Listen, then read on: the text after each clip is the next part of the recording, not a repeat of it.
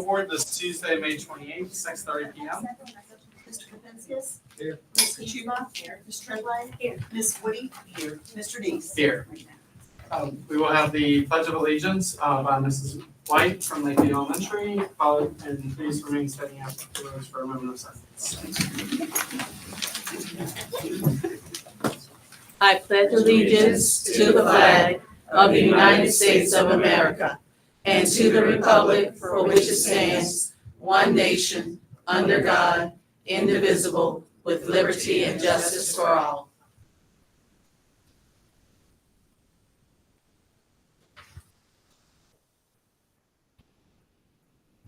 Thank you. Starting off with announcements, first thing I'd like to do is welcome Councilwoman Luck. Thank you for being here tonight. Any other announcements? Alright. The next item is for the adoption of the agenda. Do I have a motion to adopt the agenda? So moved. And then a second? Second. Mr. Kapinskis? Yes. Ms. Kachuba? Yes. Ms. Treadway? Yes. Ms. Woody? Yes. Mr. Dees? Yes. And moving on to item 7, we'll start with delegations. Yes, I have a couple things tonight.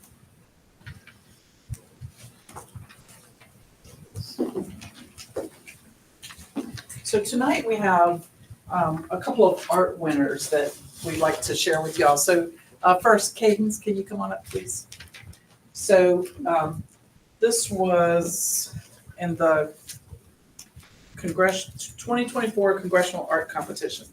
And Cadence won 3rd place for her Family Blossoms, which is amazing, right? So we wanted to give you this little certificate and congratulate you, and we have a little gift for you. And you know what I would love?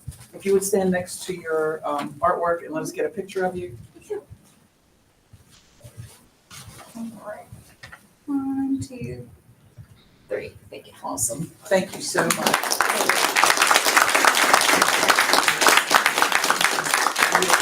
So talented. And then next we have Alima Bryant. So Alima, if you'll come on up, please. Alima is one of our seniors graduating in 2 days, right? So Alima won 2nd place in this mixed media. I don't know if y'all can see it. Well, I'll turn it around. Oh, it's on the board. I'm standing in front. So isn't that equally amazing, right? So Alima, are you going to art school or somewhere for art? Oh, that's right, okay. Medical school in Lithuania, super talented, right? So congratulations, we're so proud of you.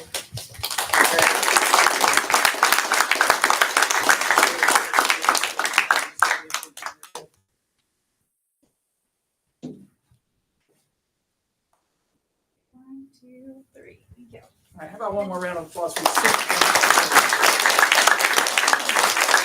I also want to thank Leslie McBride for her influence and for her teaching those. She does great, and she's always super supportive of her students.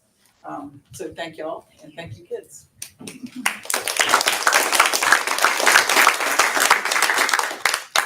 right, so our next delegation is dealing with our student advisory group, which is made up of 16 students, 4 from each grade, and 9 through 12. And so basically, I started with this group last year when Dr. Cox was here, right? And we talked about a problem or a potential problem that they would like to work on. And so they identified several different things, and then we met this fall, and they decided that having an anti-vaping campaign was something that they felt like would be super worthwhile. And so we had a lot of discussion around it, and they ended up dividing into groups. And so I'm going to stop talking. I'm going to ask Megan Rosenberg to come up, and then Megan and Gavin. Gavin, I don't know if you want to join Megan down there, and y'all can kind of talk. I gave them like 1 minute each to talk, and then Gavin did a video, and these were shared with the high school. So if y'all can just kind of tell them what you did with the anti-vaping week, and then I can't see Mr. Ridley and Mr. Headland, but they have the posters over there. Okay, y'all go ahead. All right, so the anti-vaping campaign week, in the student advisory committee, we have 4 committees. Megan was in one of them, but I also was leading one of them, and one of them were the interview committee. So I interviewed 3 people, and that was Officer Allen, mental health professionals, and a student that recently stopped vaping. And during the week, with those interviews, I made videos, and students watched those during Colonial Pride time to inform them of different aspects of vaping. And we also had a Spirit Week to kind of support the cause for anti-vaping, and some of those days were like Whiteout Day, Blackout Day, and Jersey Day. So it was a lot of participation from students. So. My group, we did facts and statistics. What my group did is we each did our own piece of research to dive deeper than the usual stuff that you would hear on our usual school videos or videos online. And we made a slideshow, and then me, Blanche Cadallo, and Emma Hanshoe, we all 3 took turns, and we compiled a video of us speaking, and then we also played that on Colonial Pride time. And we made sure to include a help hotline, a text line, and websites that students can reach out to if they want help. Along with my group and Gavin's group, we had 2 other groups. We had one that was in charge of banners. They sent some ideas out to the art students, and these are the banners that they came up with. And we all voted on which ones we wanted to hang around the school, and these were our top votes. Along with that, there was also a group that did scientific information, which was similar to what my group did, just including statistics and what it does to your body specifically. So it was really they did an amazing job. And so do you want to turn around so the board can see your banners? I thought they were awesome. And then, thank y'all very much for speaking. What we'd like to do now is, we want to show the video that Gavin's group created. It takes about 5 minutes, but it's really well done. And it's included in it is the interview with Officer Allen. So Megan, we appreciate you being here tonight. Thank you so much. Gavin, thank you.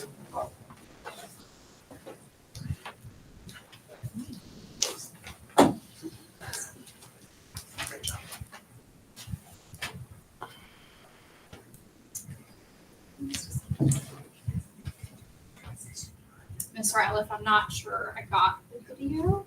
What is she saying? Is it this? I guess It's that this link. Okay. Oh. I don't know that we're gonna be able to watch it. I'm not sure who.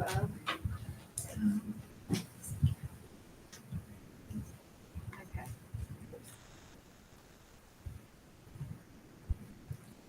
I don't know that I Okay. won't be able to access it.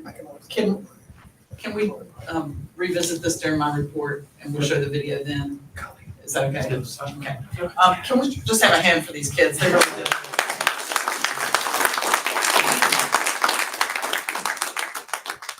Thank you all. Moving on to item 8, the public comment. I don't believe we have any public comment at this time.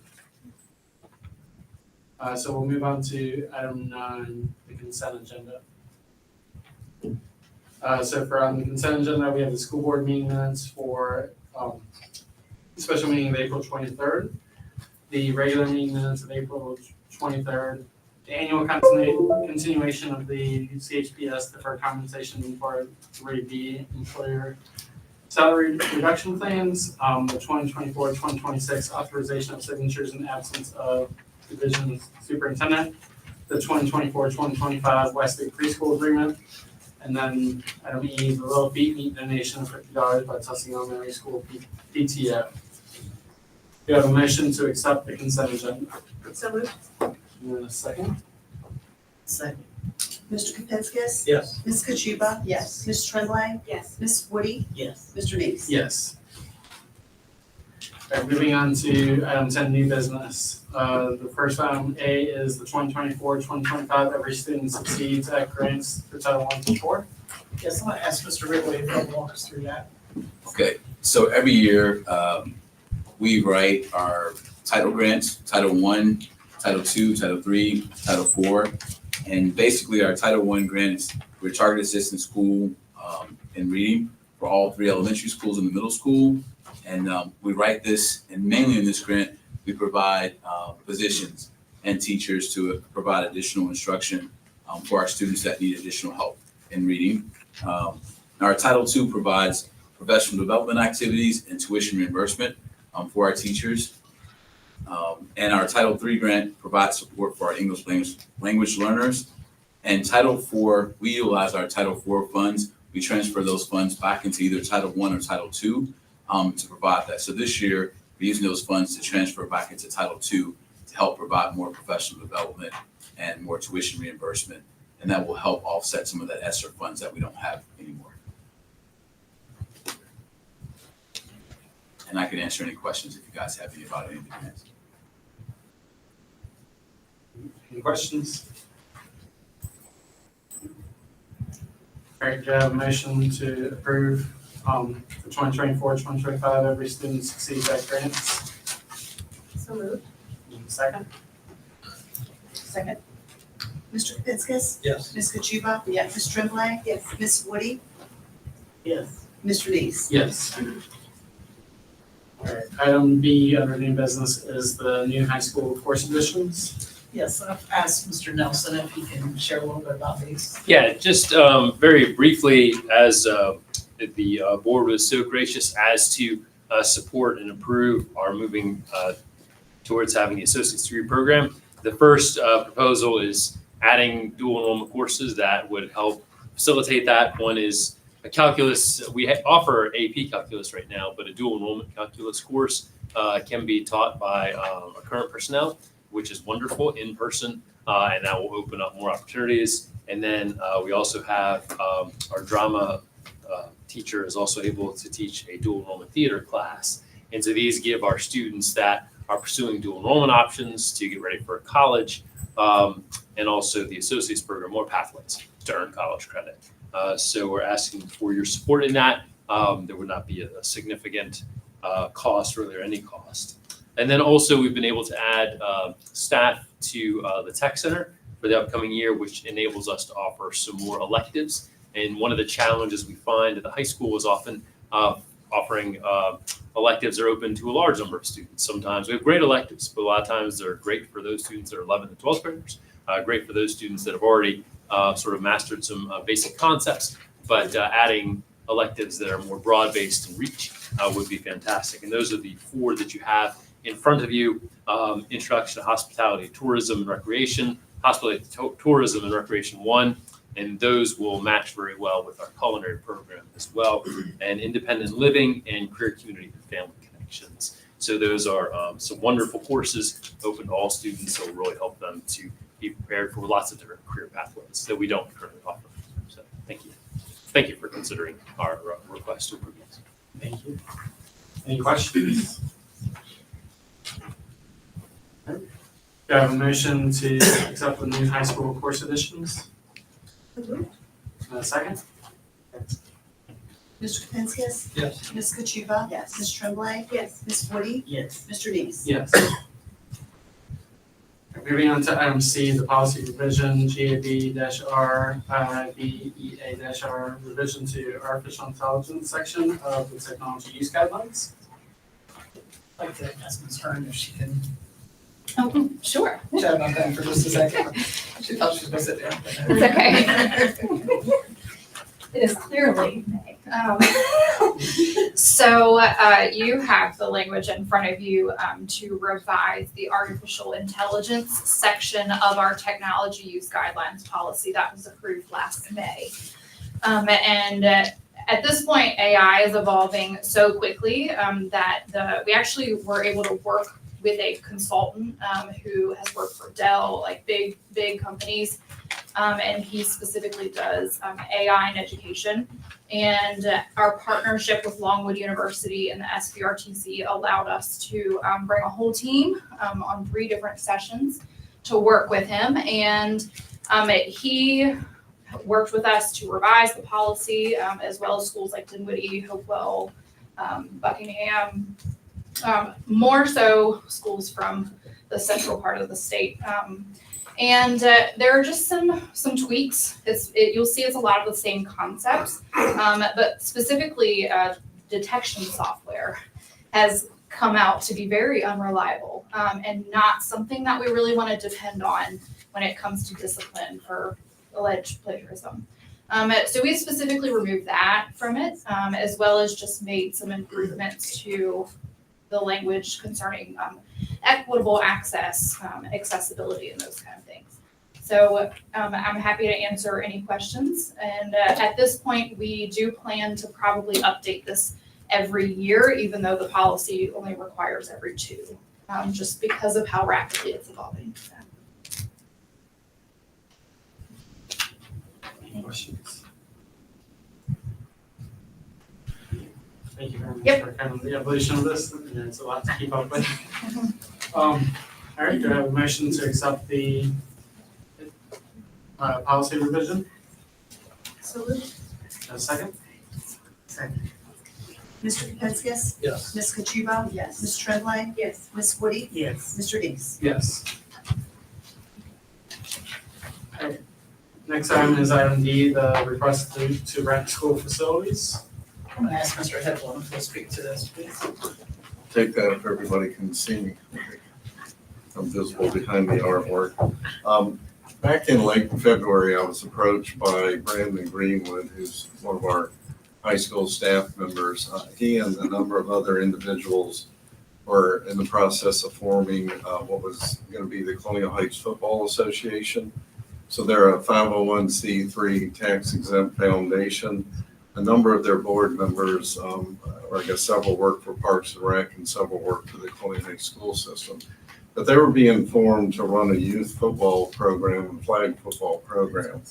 He had a number of discussions with Craig Scalak and the Parks and Rec folks, so it looked like this was moving in a direction, kind of like the Colonial Heights Soccer Association, where this football association would run the youth football programs in the city instead of Parks and Recs.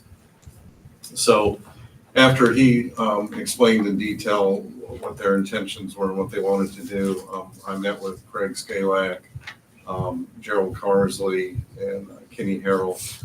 I also brought Amanda Pelter into this and Chris Martin, because some of the requests would involve some of the middle school fields. They have completed the application to use certain school facilities, which would be several practice fields down at the middle school area. And then for games on Saturdays, they would use the football stadium. This is basically mirrors what the city's Parks and Rec program was for the youth football program, but they would be running it. And the Parks and Rec, Craig Scalak was in favor of doing this. So I think they're continuing to work out the details of the times and which fields and the dates and things like that. That would have to be approved by both principals. But the board does have a policy on renting facilities. But we recommend that since this is the first year of operations and they're trying to build this program and that we already had this established relationship with the city and their Parks and Recs department, in which we didn't charge them obviously to use our fields, we'd recommend that in this first year that we would forego any fees charged to them to use the facilities on these dates. I don't think it's going to incur any additional costs for the school division. We already maintain the fields and cut the grass. Parks and Rec is going to continue to stripe the fields and practice fields for the use. So if the board approves, and we'll just finish the application work and the principal would sign off on that. But the first year of their operations, this inaugural season, we wouldn't charge them any fees to use the facilities, and we would reevaluate that at the end of this year, since they will be charging some gate admissions and fees to students and youth in the city to be part of this program. At this point, it seems like the vast majority of any kids participating in this are going to be Colonial Heights residents, Colonial Heights school students. We want to evaluate that later to see if that expands. To having others that aren't residents of the city's access to this program. So we would bring it back next year and update the board and see if there's any recommendation to charge fees that are set in board policy. Just point of clarification on that, the teams that they're playing against are going to be outside the city teams. Yeah, Brandon's here tonight. He can probably go a little more in depth into the number of teams in this Metro Football Association and who they're gonna play. So it's a 23-team league. Most of the teams in the Richmond area would be involved in it. That includes all the way going as north as far as Caroline County, Glen Allen, Henrico, Varina, and then Hopewell has been one of my partners and has kind of helping us get this thing going. We are offering girls flag football, it's exclusively girls flag football team that will play on Tuesdays. That league, not all the teams participate in that. I want to say there's about 13 teams in that. So that we will be playing outside Tuesday. So to just, I have one question to follow up, if you will. The number of home games would be, I think you had talked about maybe 4 home games. 4 home games with the potential for a playoff game should our teams make the playoffs. And that's per team, correct? Well, girls flag is a little bit different. They don't have a home and away. I think 4 teams come to a location and they play a rotational style of games. But the girls flag, I'm pretty sure they have a set location already, so all the teams just go to that location. So we wouldn't host those games. Any other questions? Alright. We have a motion for the approval of the request to rent school facilities. And a second? Second. Mr. Festus, Yes. Ms. Kachuba. Yes. Ms. Tremblay. Yes. Ms. Woody. Yes. Mr. Dees. Yes. Thank you all.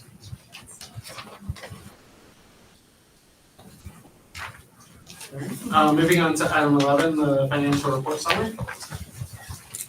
Good evening. In your board packet was your revenue and disbursements and expenses for the month of April. I'm happy to take any questions. I did want to point out on the CIP, we're asking for approval for $25,000 to do the study on the HVAC for the tech center. Troy, you said what type of equipment and everything that'll be needed. So we're happy to take any questions. I guess it's a little different than just getting a quote from a company. I mean, if we're gonna spend millions on a system, a company would come out here and evaluate to give us an estimate. We have to pay them $25,000 to tell us what we need. No, so this is the engineer who had kind of designed the system that's needed. He would know which rooftop units and other units are needed, any ductwork and things like that. So he would design what's needed in this building, and he would help us farm that out, if you will, and get costs from different companies for the actual equipment installation. So he comes in and does a lot of airflow studies and determines the right size equipment, the number of units that have to be in Why would that place. change from what we have right now? What? Why would the airflow and everything change from what we have right now? Well, I think it's just replacing very old, outdated systems. So it would be a modern HVAC system that would accommodate this building and run more efficiently. I guess I kind of understand that, but if the systems are already in place and the air handlers and the outdoor units are already in place, would it be just upgrading those units and plugging it up to our ventilation system now? Yeah, I think it's involving some study of some of the areas that aren't currently have the adequate heating and cooling, the auto mechanic shop and some of the other areas that need to be improved. So it's the same building, it's, the same ductwork and system like that, but Kenny wanted somebody really qualified, this engineer, to come in and do the study and suggest and recommend what equipment's needed and try to find the best price for that. Hard to believe you have to pay somebody $25,000 to tell us what we already have to replace. Then as far as like a shop, I mean, it's just, that's not gonna be part of the same ventilation as the rest of the building. But I guess it is what it is. Well, Kenny Harold did not feel comfortable going out and sizing certain equipment to replace. But that's what I'm, I guess, getting at is a commercial HVAC company, wouldn't they know to come out here and do their estimate to tell us what we need rather than paying somebody, an engineer, $25,000 to tell us what we need just to go hire somebody to do it? Yeah, we could. I mean, we had the original proposal from Train. Remember that over $4 million price to come here and do what you're asking. Kenny thinks that by hiring Mr. Hankins for $25,000 and coming in and doing the study, and then going out and pricing the equipment, that we're gonna come in well under what that company that is selling the equipment is gonna offer. So, I mean, it's a great question. Kenny felt more comfortable using Mr. Hankins, the HVAC engineer, to come in and make sure that the modern equipment will be done correctly here. And maybe a company who sells it could do the same thing. But it seems like our first taste of that was a company who does exactly that. But we feel like we could probably do it for half that price. I feel like it's one of those things where you're trying to get someone independent to tell you what you need versus the salesman that you're gonna be buying from. And then, well, just like anything, like when you ask, but you get a couple of different estimates from different companies, and if they're all telling you $4 million, maybe that's the way to go. But, I mean, I just find it hard to believe you gotta spend $25,000 for somebody to tell you what you need, when these companies that do it every day on buildings this size should know what they need to do, especially when they're charging you $3-4 million, they should kind of have that built in there. But it needs to be done, it needs to be done. It's a good question. I just, this is the route that our director of maintenance and operations wanted to go. He's used this individual for many years to do these similar kind of projects within the school division. He trusts that he'll evaluate the building and everything that's needed to make sure that we get the right equipment at the best price. I think you kind of pay it either way. This is just the individual that's going to do what a company would come in and do anyway before they sold you the equipment.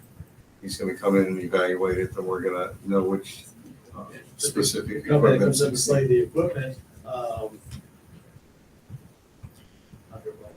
is already giving you the estimate. They're not charging you that 25 grand just to come give you an estimate. Well, I think there's a fee involved whenever they build in their price. They've got to pay the people to come out and size everything and do the study, the airflow study, make sure that they're providing the right equipment. So they're going to have, certain people that'll do that piece, and they're going to have the equipment that they're going to buy from a manufacturer. They're going to have maybe their crew or subcontractor come in and install it. So I agree. I mean, it seems to me like what you're saying makes a lot of sense. Yeah. But this was the direction that Kenny wanted to go. He felt like Mr. Hankins could come in and give us a nice independent review of exactly what is needed to meet this building's needs. And then we could go out with the list he gives us, and we could purchase the equipment directly. He can install a number of it himself. There may be, some other subcontractors that you might have to bring in to set rooftop units. So it sounds like we have a considerable savings if we could do that in-house. If we could do partial tasks in-house, correct? Yes. Yeah, certainly if we that's can do it what he's in-house. Any other questions, comments? All right, do I have a vote or a motion to approve financial report summary? A second? Mr. Katsounis? Yes. Ms. Kachuba? Yes. Ms. Tremblay? Yes. Ms. Woody? Yes. Mr. Dees? Yes. Thank you. Okay, we have nothing under item 12 for unfinished business, so we will move on to item 13 for reports. We'll start with the Office of the Superintendent. Okay, so I have a couple things in my report, and we are going to do a take two on the video. We have that up and I think, but just a couple of quick things, included in your packet. As y'all recall, back in October, we had a work session, and we worked on the strategic plan. I included the update for the May goals, and then let you know where we are on all of those. We're pretty much on target for all of those, and then I included, just so you can kind of keep track of where we are, the ones for August that we'll be looking at for this summer. I'm always happy to answer questions on those if you'd like. Just a couple other things. It's been a super exciting couple weeks with all of the events, end of the year events in the schools and with seniors. Super proud of all those kiddos, and we had I don't want to steal Mr. Nelson's thunder. We had a nice graduation for one young man this afternoon, and I'm sure he'll highlight that in his report. And then one other piece I wanted to mention is, y'all may recall the mental health services grant, the $400,000 grant that we received that has to be used by the end of June. We got notification last week that we may have an additional $108,000 that would be awarded as a secondary piece for that we would have till the end of September to use. And we got final word on that today, that's gonna be accessible to us. And I think I believe we'll have some flexibility on how we can use that. So we'll be looking at that. So thank you, Christy and Melissa, for helping us understand all of that. Okay, now I think we're ready for our video. Sorry, Gavin.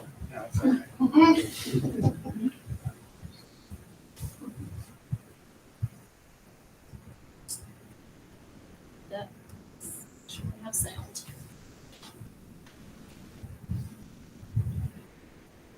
Here we go.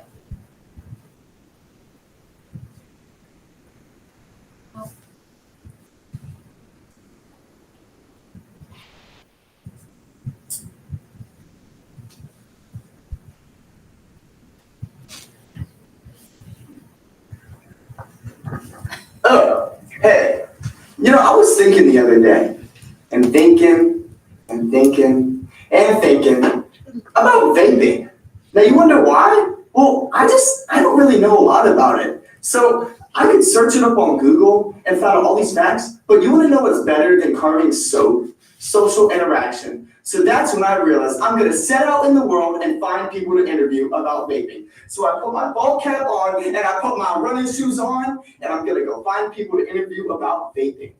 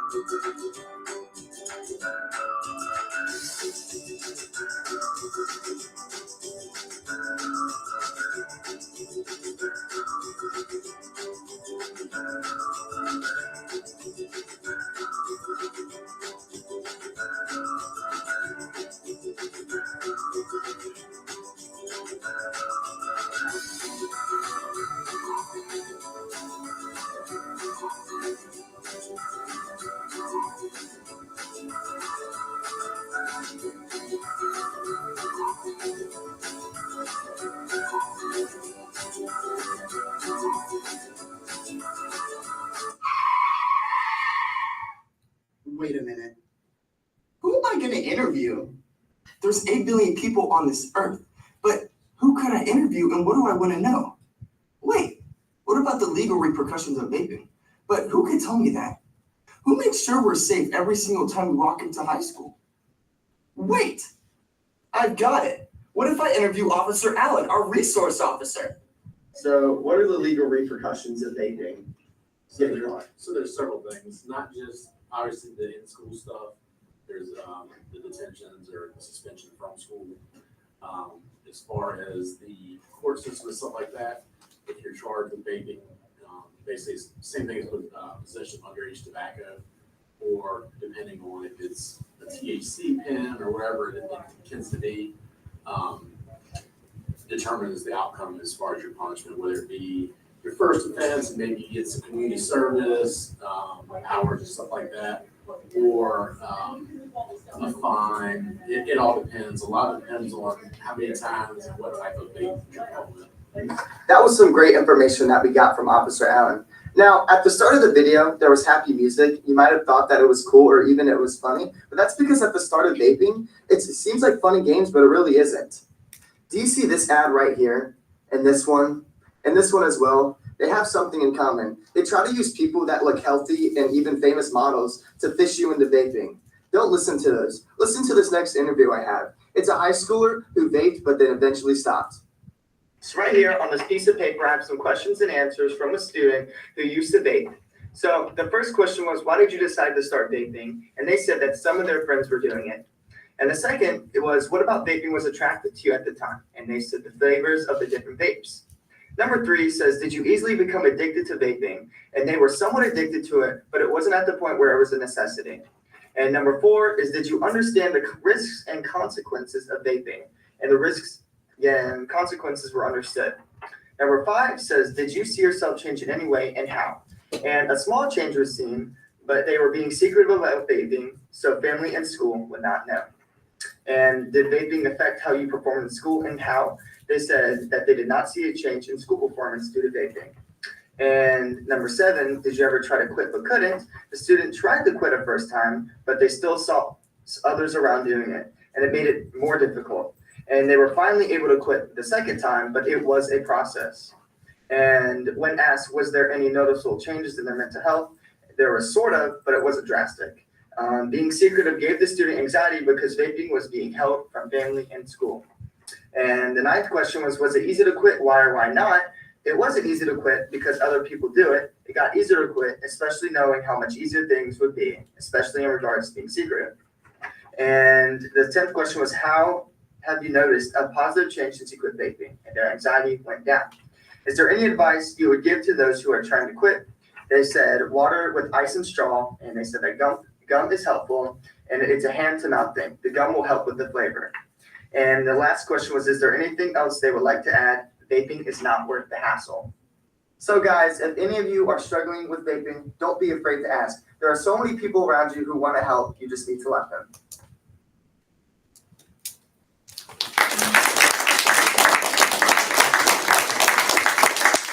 So this was, again, what was played during the anti-vaping week for the students at the middle school and the high school. And so very appreciative of Gavin and the whole team of folks. I forgot to mention that Becca Lynch helped us a ton with this project too, and was very grateful that she came and to our meetings and helped us. So great job. We really appreciate it. All right, that's all I have. Thank you. Item B, Office of Business Services. I don't have anything else. Thank you. Item C, the Office of Instructional Services. We don't have anything else. And then Office of Support Services. I would just like to share that our partnership with the Wesley Preschool, we've been invited to present at the Ready Regions Thrive Birth to 5 Inclusion Roundtable event on the private and public partnership. And that came about because public preschools have to undergo particular observations and through the state, and by them coming in and observing, they saw what great things we're doing and want us to share to other localities. So that's this summer. I was really glad to see Wesley and that partnership highlighted. It's been, 30-some years probably that we've had that partnership. And over the years, sometimes there's been some movement to try to sever that partnership, but I think it serves our students so well. So, thank you. All right, moving on to item E, the school reports. Good afternoon. Oh, good evening. So things are winding down. Tomorrow we have our 5th grade completion ceremony. On Thursday, our staff will be treated to a catered breakfast. And I also have North's report. They have their Fiesta finale on Fiesta finale on Thursday. Staff will get awards and they also get lunch. Today at Tustin, we had our house celebration. It was fantastic. The house is a brainchild of Miss Self, along with Miss Riggs and Miss Elliott. All of our students had a fantastic job. And just to harp on, like, the house affected our attendance. Today we had 91% of our Tigers at school. When I know a lot of parents didn't bring them, 91%. That's over 590 kids. So it's working. We know that if they're with us, then we can take care of them. Good evening. At the middle school today, we had our 8th grade picnic, which is always a hit. The kids have a great time, and our PTO does so much to support our students and staff. Tomorrow we have our 6th and 7th grade celebrations, and we're looking forward to wrapping up the year. We are also providing breakfast for our staff Thursday morning for our final faculty meeting, and doing some celebrating with them on closing out this school year so we can begin to plan for the next one. And from the high school, just really, it's been a fantastic several weeks. We've celebrated our seniors at the scholarship night last week.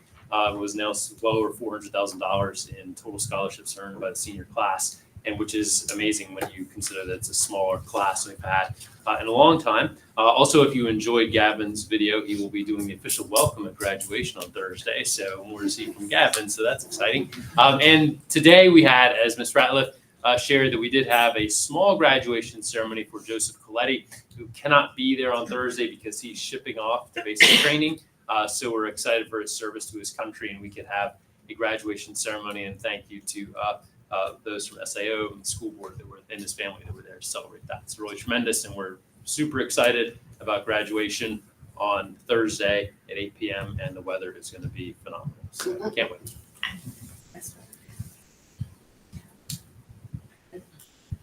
Thank you. Moving on to item F, the committee reports. I believe we have Patrick Belcher here from the Education Foundation. Mr. Belcher. Yes, ma'am.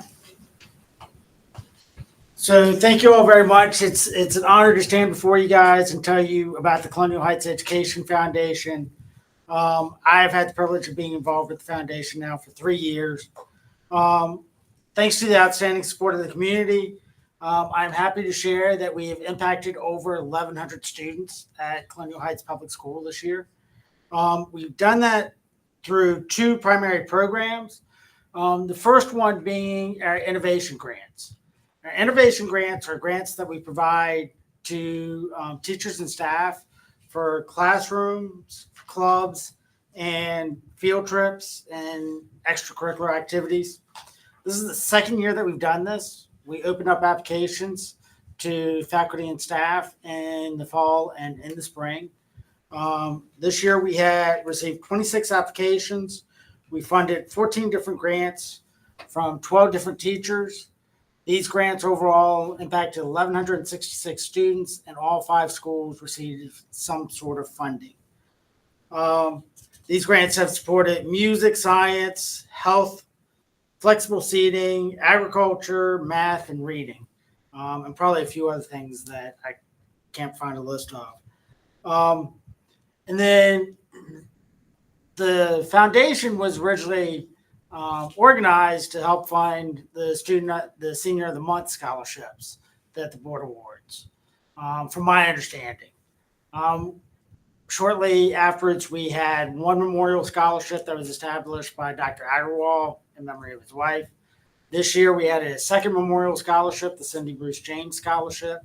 And then Chef funded another scholarship.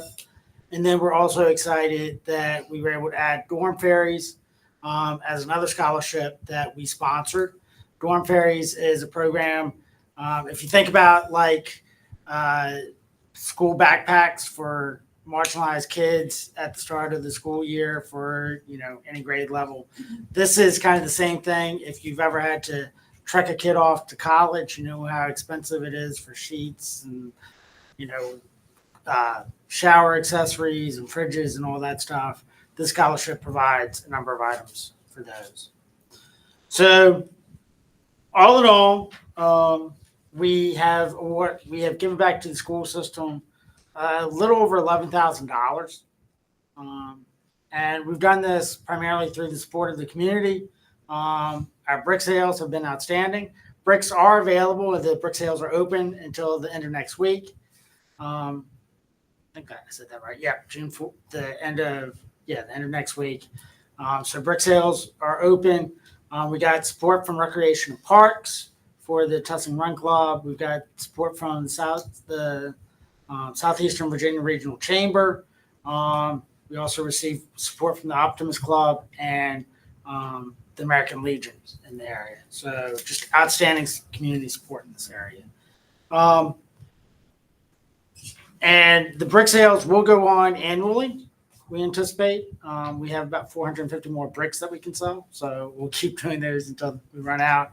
And also, I believe it's last Saturday in February, we are planning on doing February Follies next year. So please mark your calendars for that. Any questions, comments, concerns, songs, homes? Wonderful. All right, thank you. Very much. Thank you. Senior Representative report. Alright, so last week, last Monday, the seniors participated in the Parade of Graduates, and that's where they walked through all the schools in the Colonial Heights school system. So it started in the high school, and then we went to the elementary schools and the middle schools, and it was just so great participating that as well to see students seeing their elementary school teachers that have been there since they have grown throughout the school, and the middle school teachers, and it was great for the elementary school teachers to see that and to see how proud they were of the seniors that they have taught. So that was a really great opportunity that the school offers.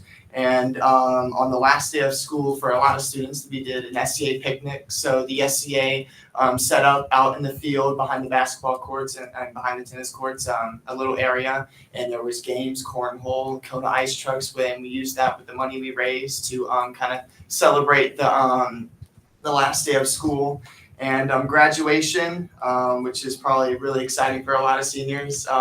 It's going to be on May 30th at 8 p.m. And if you want to hear Mr. Nelson talk, he'll be introducing me for my welcome speech. So he'll be there. And there's a lot of seniors. Everyone's excited to finally celebrate this very important milestone in their lives. So that's what I got. Thank you.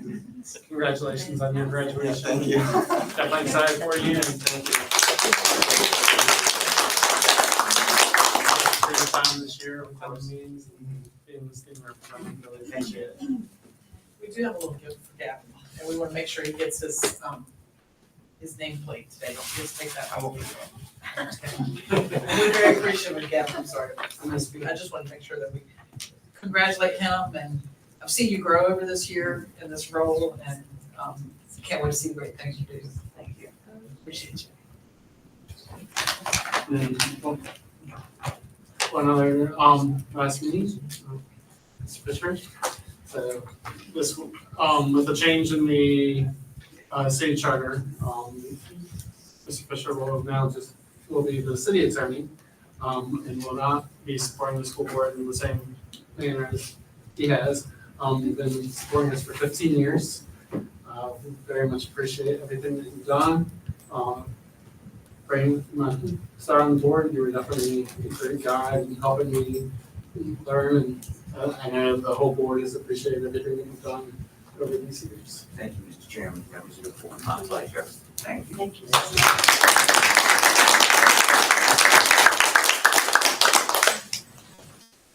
Any other comments? We have a motion for adjournment. So moved. And a second. Second. All in favor? Thank you all.